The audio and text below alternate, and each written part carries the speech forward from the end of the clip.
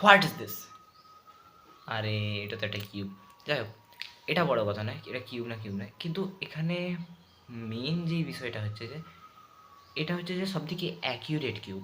Accurate কেন বলছি, কারণ এর দৈর্ঘ্য, প্রস্থ, উচ্চতা আমরা তাড়াতাড়ি সিম্পলিফাই করতে পারি, তাড়াতাড়ি বুঝতে পারি যে এটা দৈর্ঘ্য, এটা প্রস্থ, উচ্চতা। কিন্তু যখন একটা পাথর, এবড়ো খেবড়ো পাথর, এবড়ো খেবড়ো গাছ, কোনো একটা মানুষের মুখ বা কোনো প্রাণীর মুখ বা অ্যানাদার অবজেক্ট যখন আমরা দেখি, সেটাকে 3D অবজেক্ট বলাটা একটু, বলতে গেলে আমাদেরকে দৈর্ঘ্য, প্রস্থ, উচ্চতা আমরা, হ্যাঁ, এক্স ওয়াই জেড হিসাবে আমরা একটা গ্রাফে ওকে ইনপুট করতে পারি, কিন্তু ডাইরেক্ট আমি ওর দৈর্ঘ্য, প্রস্থ, উচ্চতা বলতে পারিনি, কেউ পারে না।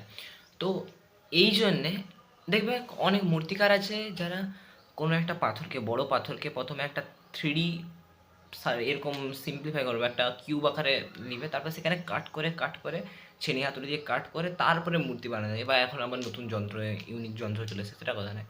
তেমনই ড্রয়িং দুনিয়াতেও একটা কিউব আঁকার পর, কিউব আঁকিয়ে সেখানে যখন আমরা পোর্ট্রেট করি, সেই পোর্ট্রেটটাও আমাদের সহজ হয়, সিম্পলিফাই করতে সুবিধা হয়। কারণ একটা পোর্ট্রেটে আমার যদি মুখ সারফেসটা হয়, এই অংশটা ফ্রন্ট ফেস, এটা সাইডের দিকে চলে যাচ্ছে, এটা উপর আপার লেভেলে, মানে দৈর্ঘ্য, মানে এটা উচ্চতা, দৈর্ঘ্য, প্রস্থ সব আমি এখানে কিউব আকার ধরলে বুঝতে, সিম্পলিফাই করতে আমার সুবিধা হয়। তো এটাকেই বলা হয় কিউব মেথড। ড্রয়িংয়ে এরকমভাবে অ্যাপ্লাই করলে এটা ড্রয়িংয়ে ফেস আঁকা অনেক সহজ হয়ে যায়। তো এরকম ফেস আঁকার আরও অনেকগুলো মেথড আছে, যে মেথডগুলো আমি পরপর বলতে থাকবো।